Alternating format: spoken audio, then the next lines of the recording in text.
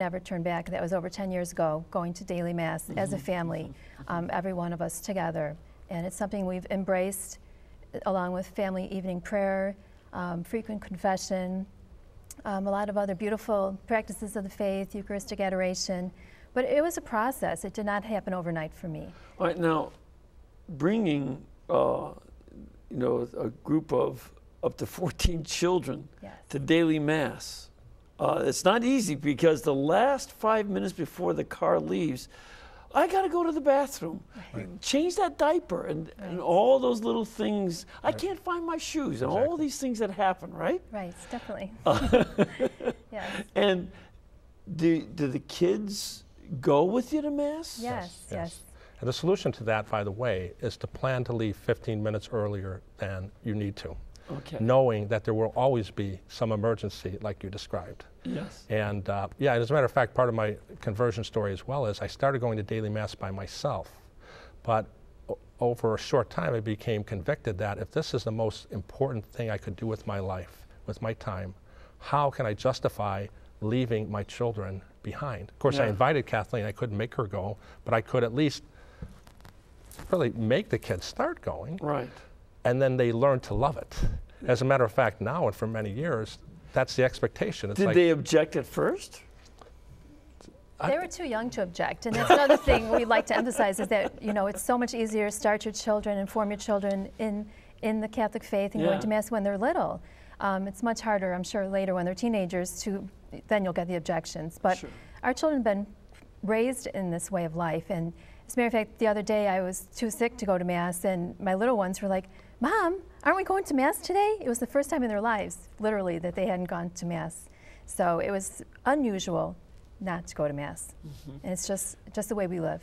Now, there are a couple other things, you know, besides your own, and this is really an example of a father taking spiritual leadership here, and going forward. But there are a lot of other issues that come up.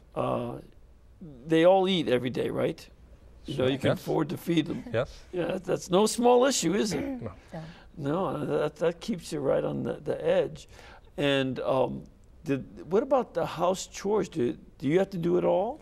No, as a matter of fact, when I was expecting our twins, our oldest child was only 10, and I was bedridden in hospital for about 6 weeks. So Jim is very similar to the father in the original movie, Cheaper by the Dozen, an efficiency expert and a delegator, master delegator. So he taught all the children to do everything that I used to do when I was home. You know, simple things, making a simple meal, putting laundry in, so that we actually developed a system called Charge Masters and Charges, so that the older children were paired up with the younger ones, and the house ran very efficiently. And so when I came back, you know, they didn't even really need me much. So it was a very beautiful thing. It's out of necessity, but then we realized that this works, and why not continue the practice? By the way, do these kids hire out? People have asked, yes. I arranged that as a matter of survival. I said, I cannot do everything that Kathleen was doing. And I realized that, you know what, these children at this age are really capable of a lot more than I had realized at that time. And really, it just helps them to grow in responsibility, maturity, generosity. We're doing no favors to our children by coddling them and giving them everything they want, everything they ask for, without demanding sacrifice from them. It's really created a beautiful sibling bond between the older children and their little charges. Now that some of them are off to college, our family is extremely tight-knit. When the children come home from college, it's like that's where they want to spend their evenings, is home with the family and not going out. It's something almost very unusual. But almost. Well, I can't speak for other families, but I know growing up in my family, it was unusual for me to want to stay home. But our children really want to be together, and it's a beautiful thing. They're very family united. Yeah. Here's one question, though, that some people will say, now you've got 14 kids. Hey, do you remember all their names? Most of the time. Shannon, Tara, Grace, Colleen, Deirdre, Bridget, Saint, Fiona, Moore, Claire, Patrick, Mairead, Bridie, Shayla. This is the efficiency expert. And then in heaven, Maximilian, Mary, Teresa, Gerard, James, Paul, Francis, Xavier, and Joseph Faustine. All right, now you got the names. Do you get the names with the right faces all the time? No. No. Not when I'm upset.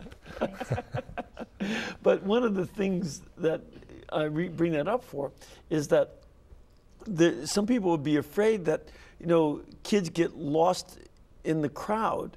You know, any of the kids feel neglected, that you're not there for them, and nobody pays attention to me. I'm the middle kid. Well, about 8 of us in the middle, and so, you know. That's a good point, but I think the fact that they're growing up in a large family, it really fosters, like we talked about, that selfless attitude, like being there for others, so much so that even the children always wanted to have more children. They're always asking me, so Mom, are you going to have another baby? Which again is a very selfless mentality on their part. Yeah. They're very giving. And that's what love really is total self-giving. They enjoy having the new kids come. They're always waiting for that announcement, but it'll take a miracle now at my age. I think that the culture is deceived that the parents have the responsibility of providing all the attention to the children. Yeah. In a large family, they provide a lot of support and attention to each other. And it's one of those things that is, I think, very important to pay attention to, that the kids need to have a certain kind of attention that they give to each other and help each other out. Right. Yeah. And that's an important thing, because that helps you too. Right. But don't get us wrong, we do make time for each child, especially when we're doing errands. You know, we'll take one out or treat one of them special. It'll be a certain reward for, you know, work done well or work done well at school, so that we do spend quality time with each one-on-one as well. And I try to make a point of having one-on-one meetings. We call them spiritual direction meetings. And it doesn't have to necessarily be deep, but just, you know, have a chance to talk one-on-one, ask how they're doing in their spiritual life, what are they working on virtue-wise, how's their prayer life going, what areas are they working on to improve that. Now, at what age do you start talking to them about their prayer life? Well, that's interesting, because even, you know, I recall my younger children, when they were about 2 years old, they would see me taking a walk or sitting in my room having, quote, spiritual direction with one of my children, and they'd be walking up behind saying, can I have spiritual direction? They didn't know what it was, but they only knew that they wanted to sit there and spend some time with Dad. Sure. Oh, so they're on to the gate. I could ask them, you know, do you love Jesus? Yeah. Yes, I love Jesus. Do you like going? Yeah. Now, in the book, though, you mentioned that you teach them to pray at a fairly early age. Now, at how early and in what way do you teach them to pray? Well, we believe that even in the womb, children can be formed by virtue of the fact that they hear. There's a lot of forming going on in the womb. Yeah, besides that, kind of spiritually formed as well. We've had babies actually, you know, pretty young, look up at a crucifix and kind of seem like they're really gazing at a crucifix. And I think there's the spiritual affinity that newborns and young babies must have. That closeness to heaven is still with them. Mm-hmm. But even with being in a large family, children are like sponges. They hear prayers being recited and repeated in the rosary, and most of all of our little 2-year-olds could lead a whole decade of the rosary by the time they were 2 1/2. Yeah. Right. Now, how many decades can a 2-year-old do? I would say 1. Yeah, that's. I mean, in terms of reciting, we're not asking them to sit still or kneel still. You know, it's a nice casual environment when we pray the rosary at home. So the kids can be kids, and we're not forcing them to be on their knees. And you know, some might scatter off to the kitchen or get distracted, but they're still with us in the same room, so to speak. There's a family here from the network, again, your family, and they have all their kids. Everybody says the rosary, and you know, by the time they're, like you said, 2 or so, they can start. Maybe they lose a few words of the Hail Mary here and there, but we know what they mean. Yeah, exactly. Very cute. But I like to encourage people that even when the child is in the womb, or the baby is 2 years old or 1 year old, some might argue, well, why bring that child to Mass? What is that child going to get out of Mass? But in fact, the graces of Jesus are radiating from the Eucharist into the soul of that child. Just as St. John the Baptist was sanctified in the womb when the Blessed Mother entered. And one of the things that's also the case is that by their baptism, they have a certain instinct of faith. Mm-hmm. And there's going to be that truly gracious response that they make. Mm-hmm. So you've got a lot of these different issues sort of working themselves out. Everybody helps out with the practical stuff, and everybody prays. Everybody's involved in church, and that there's a real centering in church. What would be the biggest problem you sense with somebody being able to have a large family like this? Well, one thing that people mention to us in confidence sometimes is that they're afraid to have another child. And it's not so much financial worries, but they won't have enough love to give to another child because they love their one child or their two children so much that they fear that they won't have enough love to give to another, which we found to be totally not true, that as created in God's image, we're capable of an infinite amount of love. And we found too that the more we have, the more we love, the more we can love. And we feel very blessed by being given so many children for a reason. We're not really sure why. Mostly just to love them while we have them, to give them the foundation they need to be strong Catholics for the future.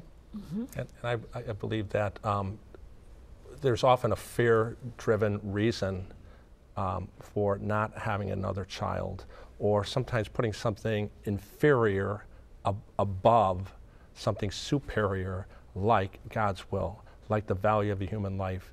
A child, a temple of the Holy Spirit, created in God's image with a unique, irreplaceable mission here on earth. I mean, I could not imagine the world without any particular one of my children. Yeah, people do give you comments every so often about the size of your family. Is that not the case? Yes. And my husband will say, well, let's line them up, oldest to youngest. You tell me which one of those children should we not have had?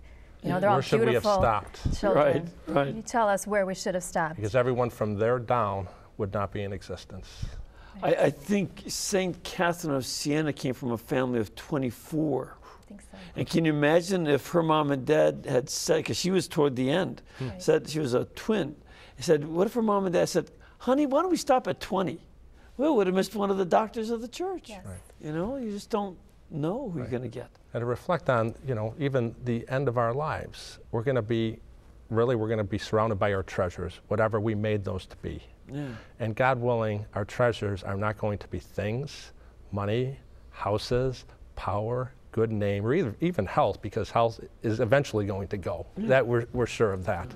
But our love for God, our love, our family, and our children are our pearls. Our children are our treasures. Yeah.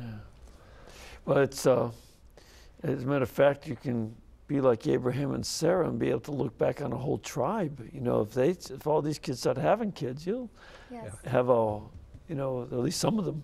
Because I know you also have a couple kids interested in religious vocations. Possibly, yes. Yeah, so this is a great, great gift. Well, look, we have to take a little break, but we're going to come back. And maybe you have some questions or comments that you'd like to make about this family, the 14 children and a mom and a dad, making it in today's world with great joy. So if you do, please call in, and we'll be back in just about 2 minutes. Thank you.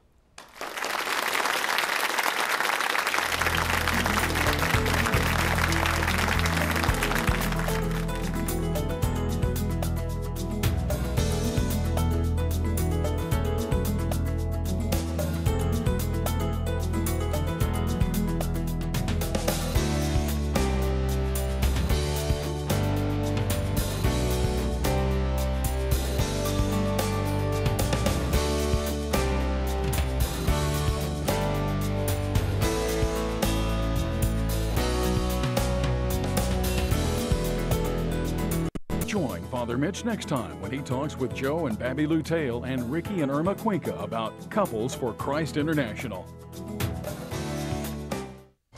Their mission seemed impossible, their training intense. Some would die, none would come away unscathed. Join us for a program about the courageous priests specifically trained by the Vatican to infiltrate the Soviet Union and minister to the people. Holy Roman Spies, the Vatican's secret agents, here on the Global Catholic Network. Next time on Life on the Rock, sacred music has the ability to enliven our senses and lift our hearts and minds to God. Tune in when Father Robert Fromashow of Our Lady of Guadalupe Seminary joins Doug and Father Mark to talk about music and the liturgy. That's on the next Life on the Rock, only on EWTN.